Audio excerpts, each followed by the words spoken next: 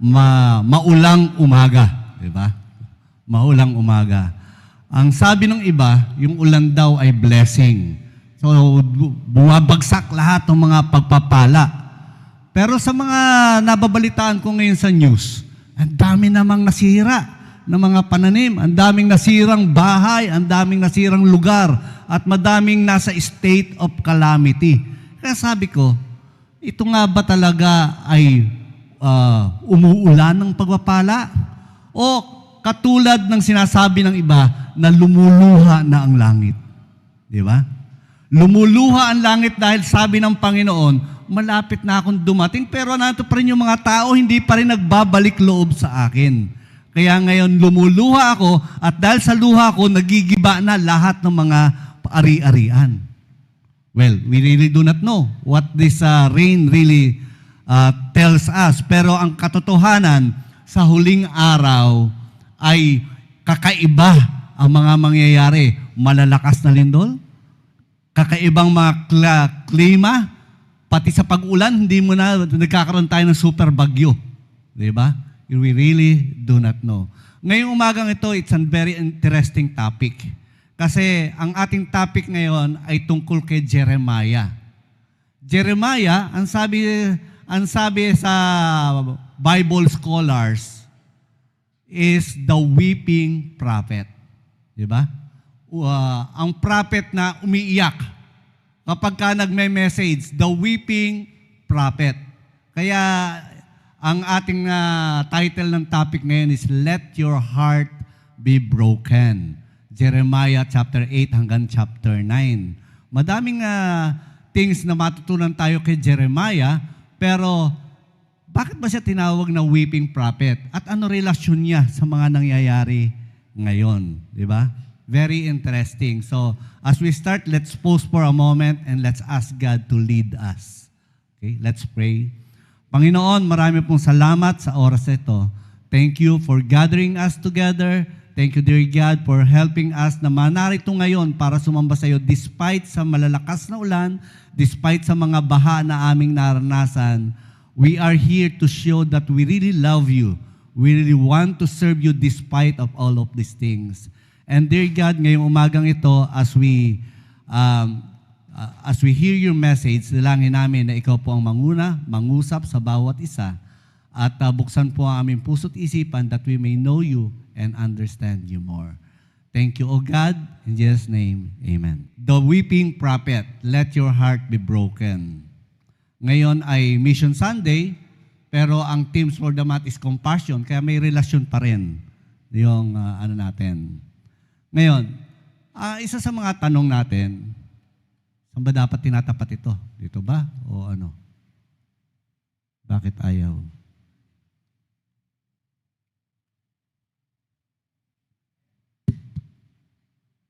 Ayan.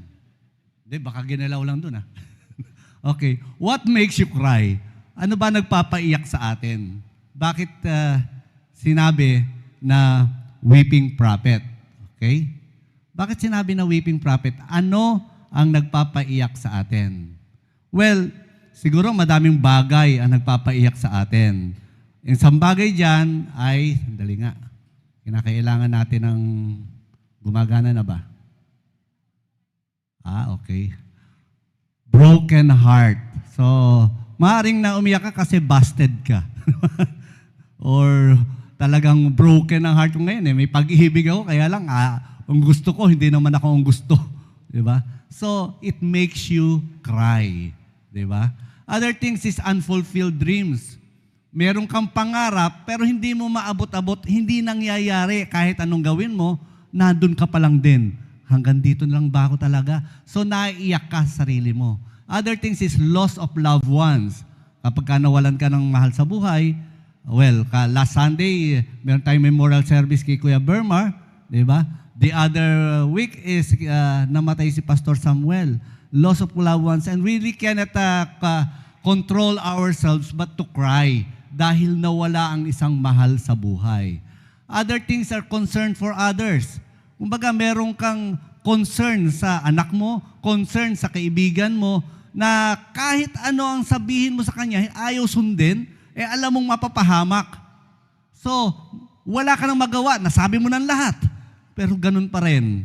So, wala kang magawa kundi umiyak. Diba? And, pwede rin mga naiiyak ka sa sobrang saya. Pwede rin yun, di ba? Sa sobrang saya, naiiyak ka sa sobrang saya, naluluha ka. And the other thing is maybe the reality of hell.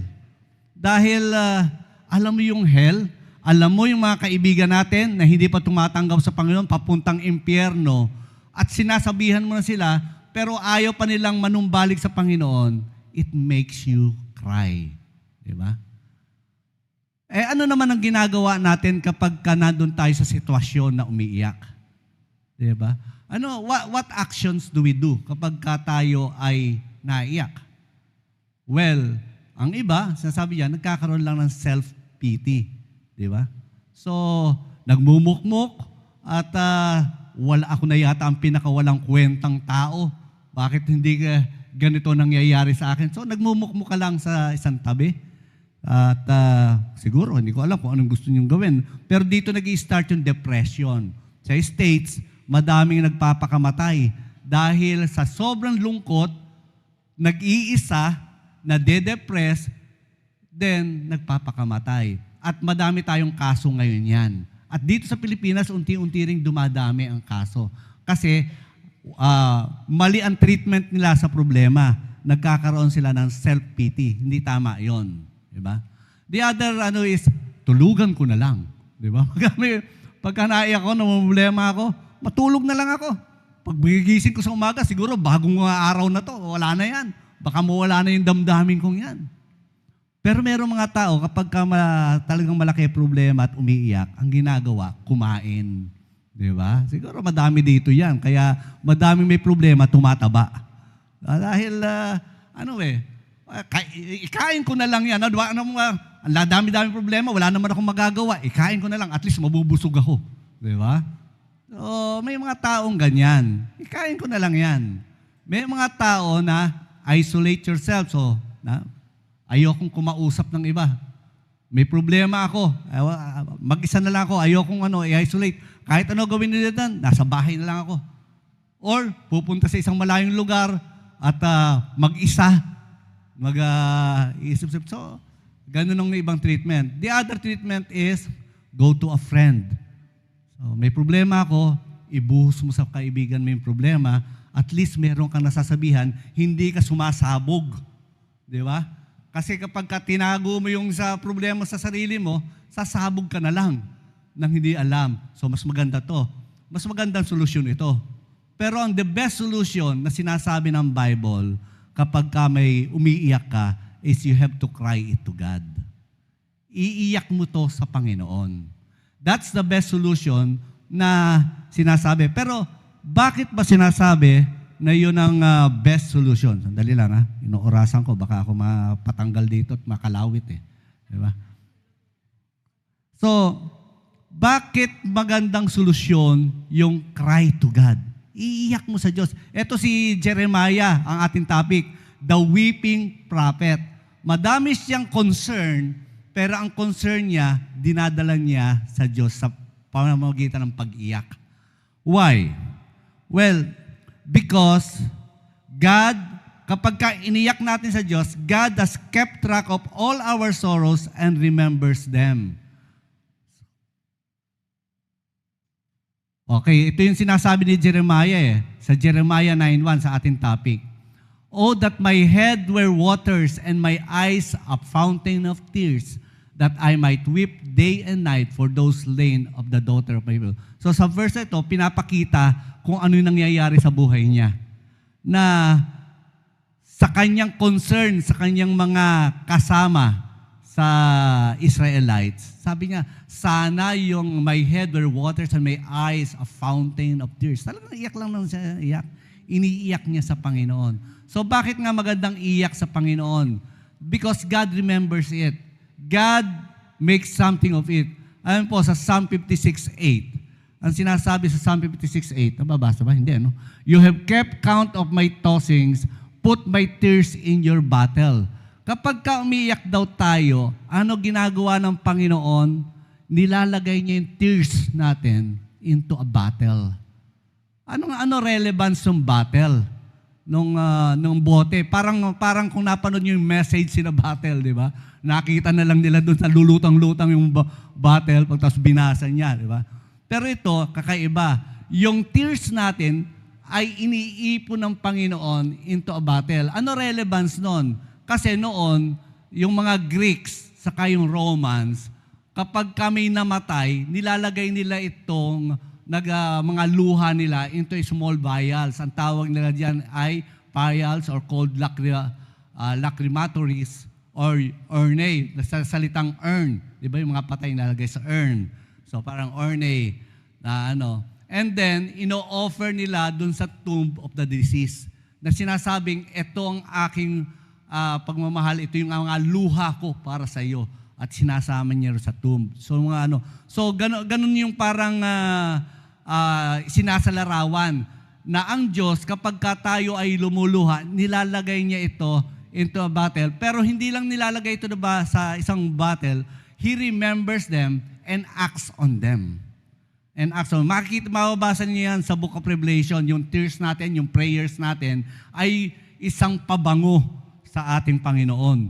Yun yung parang aano sa Kanya na sagutin ang ating mga panalangin. Sa panahon ni Hezekiah, si Isaiah pumunta kay Hezekiah.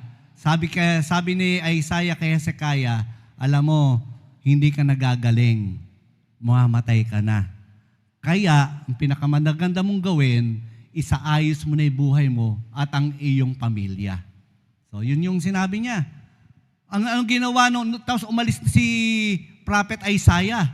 Nung umalis na si Prophet Isaiah, si Hezekiah tumalikod, lumuhod, umiyak ng mga napakadaming iyak sa Panginoon. Panginoon, alalahanin mo po sana ang aking mga nagawa. Alalahanin po sana na mayroon pa akong kinakailangang gawin sa aking mga pamilya. Hindi ko kayang ayusin ngayon mga pamilya ng gantong maikling panahon. Ang dami-dami kong mga problema na dapat maidala ko sa iyo.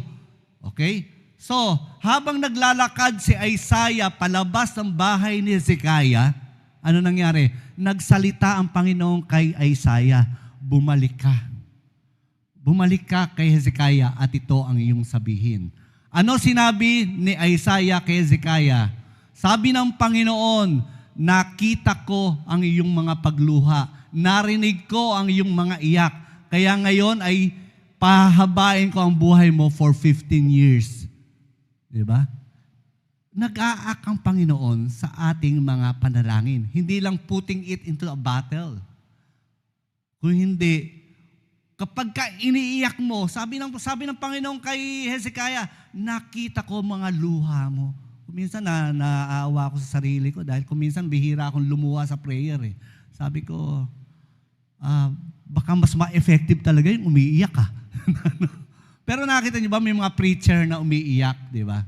Mga kapag ka-intense ang kanilang mga messages, naiiyak sila sa message nila. Well, mayroon something about tears na siguro mahabang pag-aaral yon. Pero ang sinasabi, yung tears are very important to God kapag ka iniiyak natin sa Kanya. Okay? Iniiyak na. Hindi masamang umiyak. Kahit lalaki ka, hindi masamang umiyak. Lalong-lalo na kung ito ay iniiyak mo sa Panginoon. Dahil naririnig ng Panginoon at nag-a-action siya. Ganyan-ganyan din si Jesus Christ. Nung nakita niya yung Jerusalem, sabi niya, O Jerusalem, Jerusalem, gaanong kadalas ng madaming propetang pumunta sa iyo na upang ikaw ay liipunin. Pero hanggang ngayon, ikaw ay lumalayo. Parang inahin ng manok na hiniipon ng kanyang mga sisiw, pero pilit pa rin kayong lumalayo. Kaya si Jesus Christ, nakita natin, umiyak at that prayer, na nag-pray siya. Bago siya magpunta sa Gethsemane niyan, sinabi niya, Jerusalem, Jerusalem, ilang beses ko na kayong iniipon, pero ayaw niyong paipon. Diba? Prayer. Alam mo, sabi ni... Okay. Ang sabi ni Robert Pierce, si Robert Pierce ay isang missionary ng Youth for Christ. Sabi niya, Let my heart be broken with the things that break the heart of God. Lord, sana yung heart ko, i-break mo din. Maramdaman ko ang pangangailangan na masabi ko sa kanila ang magandang balita. I-break mo kasi hanggat hindi na-break ang heart ko, kumpante lang ako dito. Nag-church lang ako, nakaupo lang ako rito. Pero unless my heart is broken like with the things that break my heart, that breaks God's heart, then hindi ako makamove into action. So ang tanong, ano ba ang nagbe-break ng heart ng Diyos? Or, ang pag-aralan natin, dito sa passage na ito, sa Jeremiah, what breaks Jeremiah's heart? Ano ang nagbe-break? Bakit siya umiiyak? Diba? Sabi niya, let my head be a fountain of water and my tears. Diba? Sabi niya. So, number one, umiiyak si Jeremiah because of the people who are unrepentant. Yung mga taong ayaw magsisi. Diba? Salita na siya ng salita, pero ayaw pang magbalik loob sa Diyos. Sabi diyan sa Jeremiah chapter 8 verse 5, why has this people Jerusalem turned away in continual apostasy? They hold on to deceit. They refuse to return. Take that word, they refuse. Di ba? Pinababalik ka na, ayaw mo pang bumalik. Ayaw mo pang bumalik. The people in Jeremiah's day had turned away from God and they refused to repent. Wala silang desire to return to God. Di ba? Parang sinabi sa John, mas gusto nila yung darkness kaysa sa light. Sa John chapter 3. Sabi niya, they want darkness rather than light. Madami tayong kaibigan ganun Di ba? Mas gusto ko dito sa aliw-aliwan kaysa dyan. Di ba? Mas madaming gusto na doon na lang sa kasalanan. The people deliberately charge ahead into their sinful practices parang isang kabayo na charged to battle. Di ba? At hindi niya alam yung mga dangers na kanyang susuungin sa kanyang pagano. So, ganyan yung condition ng mga tao doon. They continue in sin, kitang-kita ni Jeremiah na yung actions nila will lead them to destruction. At nagsinabihan niya, mag-return kayo. Pero hindi sila nagre-return. Alam niyo, sabi niya, they should have known better. Sa Jeremiah chapter 8, yung mga succeeding verses niyan, 11 to 15, ang sinasabi dito, Jeremiah reminded them that when people fall down, kapag ka daw nabagsak ang isang tao, tumatayo ulit. Di ba? Pagka tayo nadapa, tumatayo ulit. At ikaw, kapag ka nagkamali ka ng daan, dito ka dumaan, kinsad na rito, ikaw ay bumabalik at pupunta sa tamang daan. Di ba? Ang sabi pa niya, even birds know when it is time to migrate. Kahit ngayon ibon alam nila yung panahon kung kailan sila babalik. Yung nakita niyo yung migration birds, yung mga kuminsan nandyan sa Palawan, sa ano. Pero may season lang sila nandyan. Kasi sa ibang season naman, pupunta sila ng ibang bansa. Ang haba ng flight nila, di ba? Nakaka-around the world sila. Pero alam nila kung kailan sila dapat nandun sa isang lugar. Pero ang sabi ni Jeremiah, itong mga ibon, alam nga nila kung kailan sila dapat manumbalik Pero itong bansang Israel, hanggang kailan sila mananatil dyan, bakit ayaw nilang manumbalik sa Panginoon? Ilang beses ko na sinabing malapit na ang paghukom, pagkatapos ayaw nyo pang manumbalik. Alam po, ang sinasabi dyan, one of the great problems in modern Christianity is that we practice confession of sin, but not repentance. Diba? Isa sa pinakamalaking problema ng modern Christianity, ang pinapractice natin is a confession of sin. I-confess mo sa Lord yan. Okay na. We forgot yung real meaning ng confession sa ating dun sa follow-up number 2 ng Campus Crusade about confession. Dinidefine niya kung ano ibig sabihin ng confession. It is agreeing with God na nagkasala ka, admitting na talagang mali ang ginawa mo, pero yung ikatlo, repentance. Kasama sa confession yon. Ano yung repentance? Yung repentance is turning away from your sin. Kaya ka nagko-confess dahil ayaw mo nung ginawa mo. At dahil ayaw mo nung ginawa mo, isinusuka mo sa sarili mo yon. Ayoko na nito, isinusuka ko, kaya Lord, nagko-confess ako sa iyo. Yon ang kasama ng confession. Pero ano nangyayari sa atin ngayon? Tumitigil tayo sa point number 2 ng confession na agree, knowing that you sin, agreeing with God that you sin, admitting, pero nawawala yung word repentance. Napakadali nating, sorry na, nagkamali ako eh. Sorry po. Pero bukas, magagawa ko ulit. Nagawa ko na naman. Bakit nagkakaganon?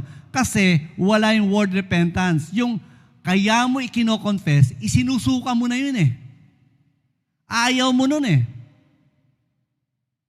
So, the great problems in modern Christianity is we practice confession of sin, but not repentance. Sabi ng Panginoon, I have not come to call the righteous, but sinners to repentance. Ang tayo, tinitreat natin repentance parang one-time act at conversion. Nung naligtas tayo, nag-repent tayo. Pero afterwards, yung lagi nating nagagawang kasalanan, confession lang tayo ng confession, nawawala yung repentance. Kaya, paulit-ulit ang ating kasalanan. How often do you find yourself saying to God, I'm sorry, only to repeat the same sin over and over again? Diba? Ilang beses tayo lumalapit sa Panginoon, sinasabi ni Lord, sorry. Pero, inuulit mo naman over and over again. Oh, God can forgive you. Napakadami, napakalawak ng forgiveness, pero hindi ka ba nahihiya sa Panginoon? Hindi ka ba marunong mahiya sa ginawa mo? Hanggang dyan talaga, hanggang salita ka na lang sa sorry. Di ba? That's one thing Jeremiah cries. Hindi, remember Jeremiah cries, umiyak siya, hindi lang basta't umiyak. Si Jeremiah umiyak sa Diyos. Iba yung umiyak ka lang, nagmukmuk ka lang. Pero siya, iniyak niya ito sa Diyos. Lord, pinunta mo ako dito para magsalita. Kita mo naman yung pinagsasalitaan ko hanggang ngayon. Ganun pa rin, ayaw naman mag-repent. Ganong bang katagal ako magsasalita rito para manumbalik yan? Kung minsan nakakasawa at mapapuluhod ka na lamang, Lord, ano pa ba gagawin ko? Ilang beses ka nang pinagsabihan. The second point is, naiyak si Jeremiah because of people who don't practice God's Word. Ayaw niyang i-practice ang God's Word. Ano sinasabi diyan? The wise men are put to shame. They are dismayed and caught. Behold, they have rejected the word of the Lord. So what kind of wisdom do they have? Sa Jeremiah 8:9. They have rejected the word of the Lord. Nireject nila ang word of the Lord. The root of Judah's sin were a failure to repent and the rejection of God's word. Yung mga tao doon, they possess the word. Alam nila yung salita ng Panginoon. Kaya lang, hindi nila pinapractice. Diba? Alam ko yung salita ng Diyos, pero hindi niya pinapractice. Hindi siya naniniwala. Naniniwala siya sa salita ng Diyos, kaya lang ayaw niyang gawin. Diba? Nakakita na ba kayo ng taong ganon? Alam mo, nag-share, ang dami kong na-share nung college days ako. Nag-share ako.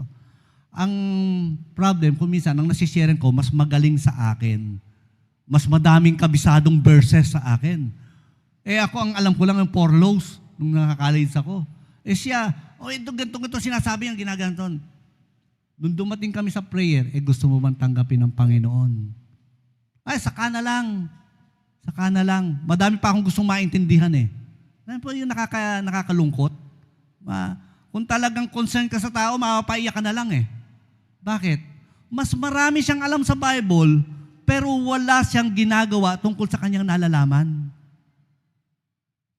Biruin mo, alam na niya lahat, pero ayaw pa niyang tanggapin ng Panginoon. Dahil meron pa akong dapat gawin eh. Meron pa akong dapat malaman eh. Sinasabi dito, year in and year out, that the Bible is the bestseller. Diba? Tingnan ninyo sa Google, the Bible is the bestseller books. Pero bakit ang morality ng mundo, pababa ng pababa? Bestseller yan. Ibig sabihin, hanggang bili lang, hanggang basa lang, pero sa gawa, hindi. Ganun lang. Sinasabi ng iba ng ating bansa, Philippines is the only Christian nation in Asia. Diba? Philippines is the only Christian nation in Asia. Pero, bakit sa ngayon, makita mo yung mga tao, parang hindi naman Kristiyano? Pero sinasabi, Christian nation, madaming alam sa Bible ang mga kasamahan natin. Pero bakit hanggang ngayon, ganyan ang kanilang pamumuhay? Ang mahirap pa nga dyan, madami pang churches ngayon ay may disconnect between what people say they believe and what they do. May disconnect. Naniniwala ako sa Bible, naniniwala ako dyan. Pero, bakit ngayon pinapayagan na natin yung divorce? Bakit ngayon pinapayagan na natin daming mga batas-batas na against sa Bible? Akala ko pa naniniwala kayo sa Word of God, pero ayaw niyong sundin. At pinaninindigan pa yung mali dahil mas maraming may gusto nung mali. There is a disconnect. Kaya umiiyak. Sabi dito, it's only when we begin to put God's Word into practice that can change our hearts. Then we will see people as Jesus saw people. Hanggat hindi tayo marunong sumunod sa Word of God, yung heart natin hindi mababago. It's only when doing what the Word of God says, dun lang magbabago yung puso natin at makikita natin, paano ba tinitingnan? Bakit ang Diyos naluluha sa mga taong ganon? Hindi natin maiintindihan yon unless we ourselves learn to practice the Word of God.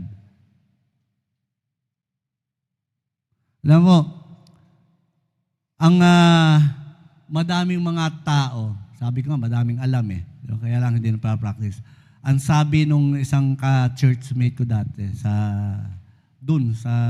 nagcha-church ako sa Lerma. Sabi nga, alam mo, madaming tao, malapit na sa pintuan. Ang lapit na, nandun na sa pintuan. Ang problema, wala sa loob.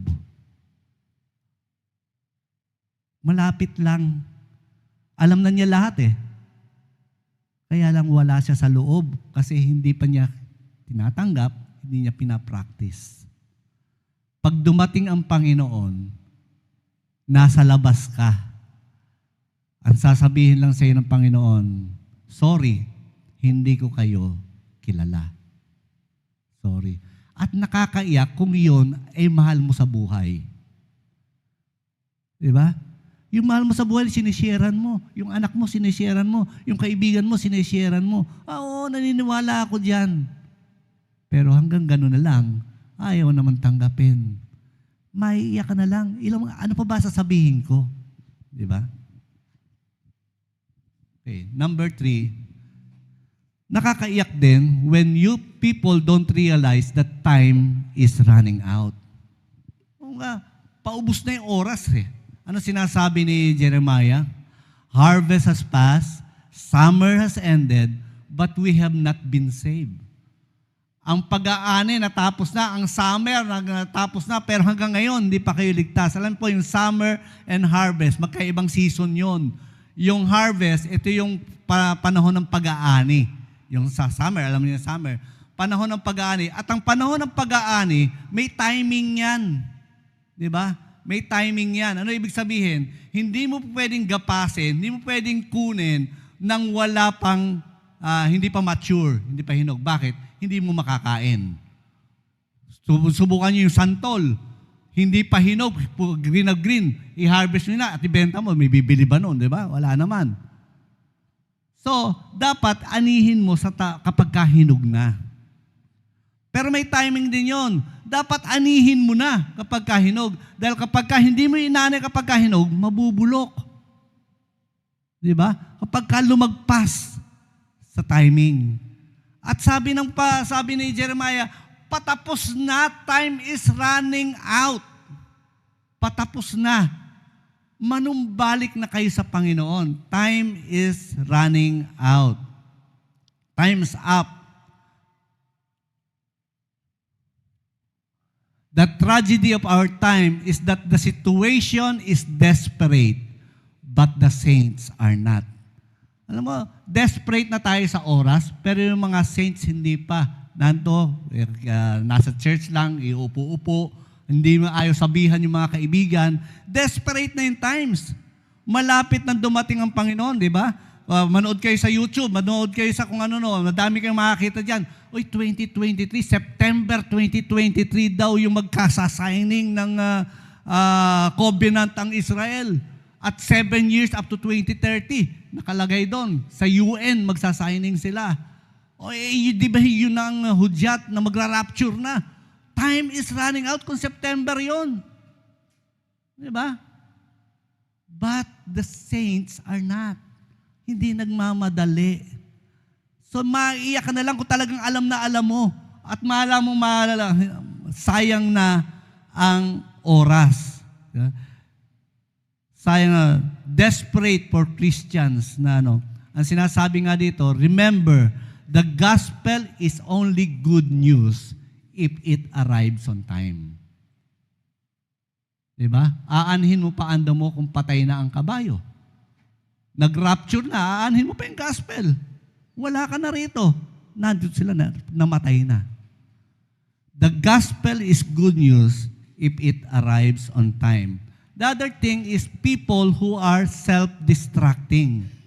Maiyak rin yan, self-distracting. Sabi sa Jeremiah 8:21, I am broken by the brokenness of my dear people. I mourn, horror has taken hold of me. Bakit daw siya broken? Because of the brokenness of the people. Alam niya kung saan papunta yung mga tao.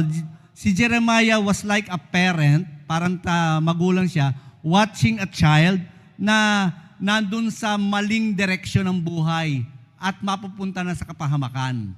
So kung ikaw ang magulang noon, ano gagawin mo kapag ang anak mo mapupunta sa kapahamakan? Hahatakin mo, pipilitin mong manumbalik. Di ba? Pipilitin mong manumbalik. Kaya lang, madami sa mga tao dito is self-distracting. Alam mong mapapahamak niya, hinahatak mo na, sasabihan ka pa na, ano pa pakialam mo sa akin, buhay ko naman ito, hindi naman ikaw. Siguro, mga parents, mas maintindihan ninyo, kapag ka ang anak ninyo, nandyan, alam nyo pagtaos ayaw sumunod at sasabihan ka ng ganyan, tayo, buhay ko naman ito Hindi mo naman ito buhay Let me alone.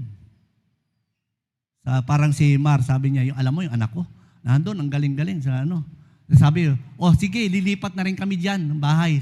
Sabi nung anak niya, ay, wag, kaya nga ako nagpakalayo-layo para malayo sa inyo Diba? Kaya yun. Huwag niyo akong sundan dito. Sabi nung anak niya. Well, Meron pang isang kwento about, sabi ni Mar, alam mo, buti na lang yung mga anak natin na isasama natin sa church. Mabuti-buti pa yan. Kaysa sa iba, hindi. Sabi naman ni Mar doon sa preacher, ano naman ang gagawin mo dyan sa mga nakaupo na ganyan na during message, natutulog? Hindi mo ba siya paalisin? Tutulog lang, oh. Sabihan yung pastor yan, tulog lang ng tulog during message. Ano sabi nung pastor? Hayaan mo siya. Hindi tutulog yan, yung espiritu niyang gising. Diba, tanungin mo, sabi nakapikit lang sila. Diba? Tanungin mo. Diba? Diba? Pagkatinanong mo. At sabi niya, sabi ng preacher, hayaan mong nanto siya. Kahit tulog siya, mas mabuti na nandyan siya, pero alam mo ba kung nasaan siya kung wala siya dito? Kung saan mo siya matatagpuan. Mas maganda yun, naisama mo siya rito. Kahit natulog siya, at least nanto siya kaysa kung saan mapunta. Diba? Self-distracting. Self-distracting. And sabi, how often does your heart break for lost friends and lost world? Nafe-feel ba natin yun? Nafe-feel ba natin? Are we broken with the brokenness of the people around? Nagse-self-distract. And lastly,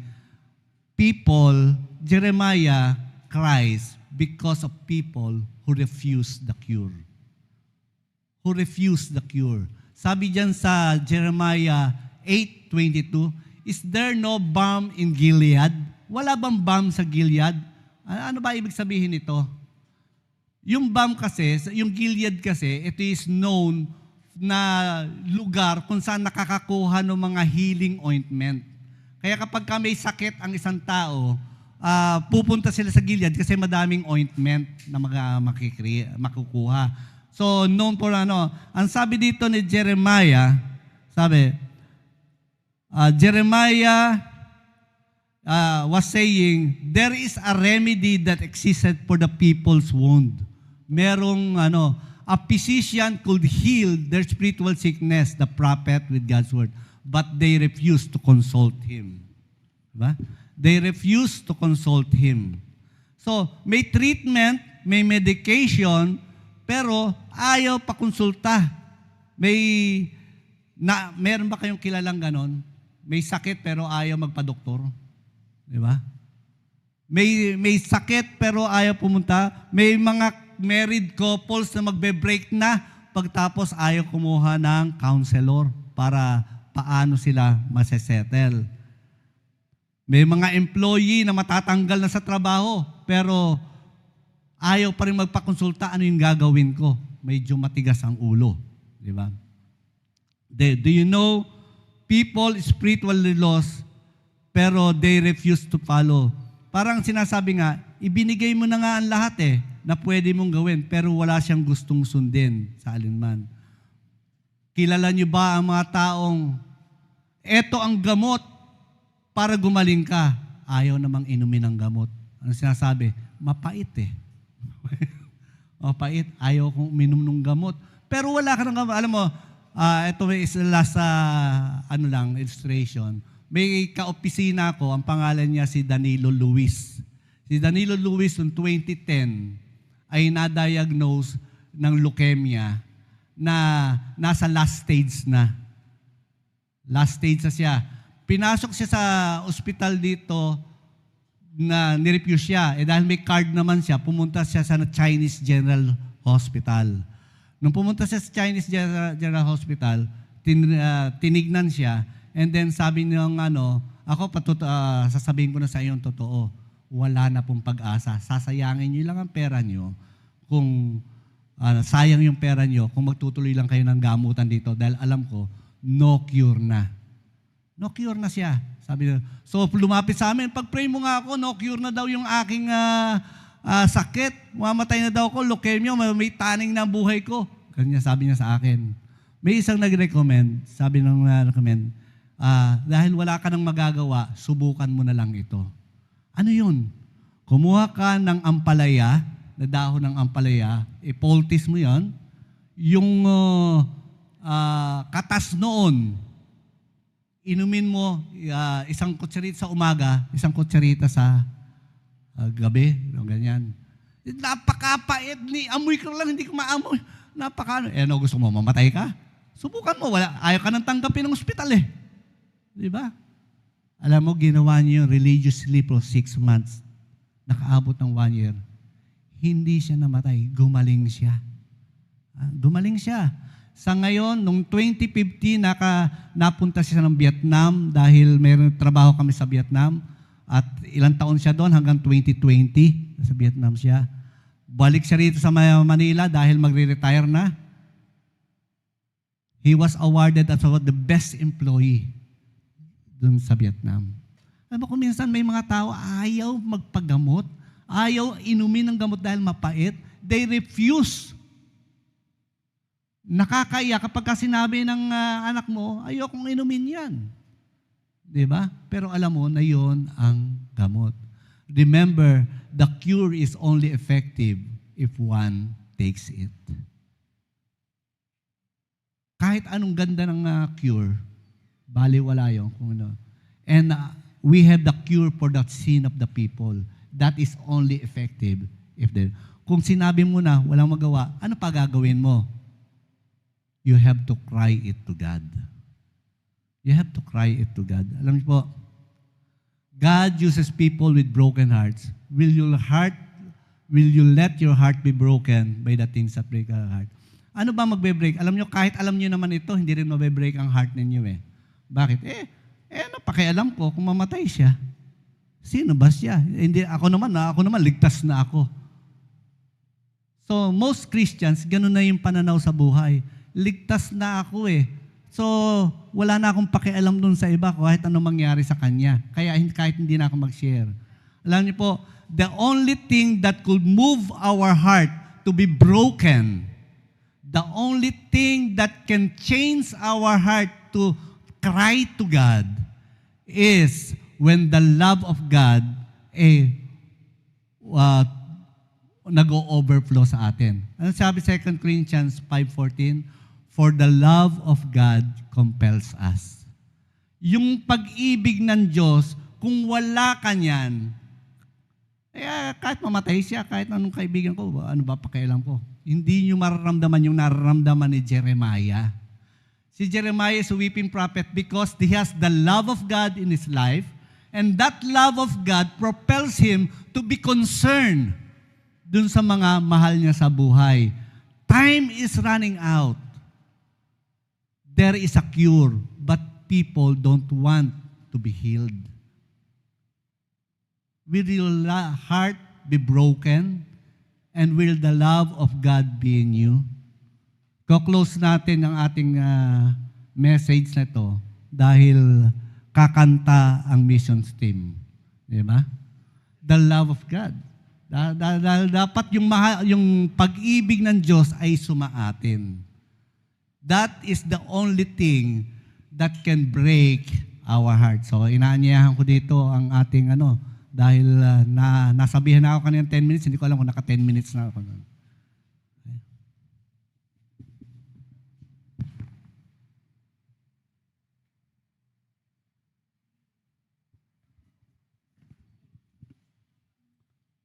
Okay. May ano ba?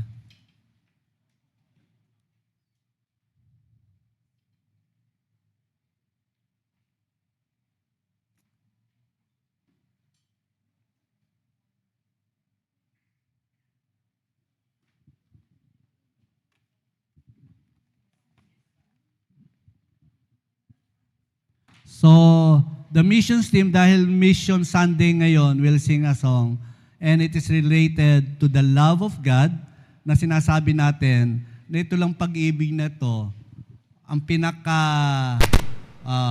ugat kung paano tayo magkakaroon ng concern sa atin. Let our heart be broken, but this can only be seen when the love of God is in us.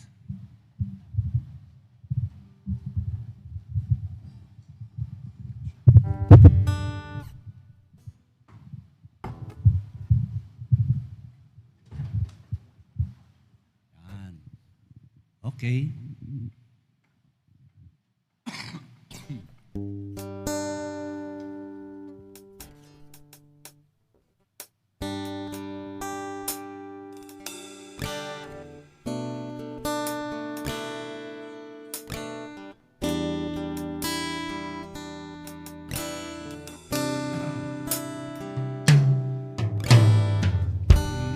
Bigang siyang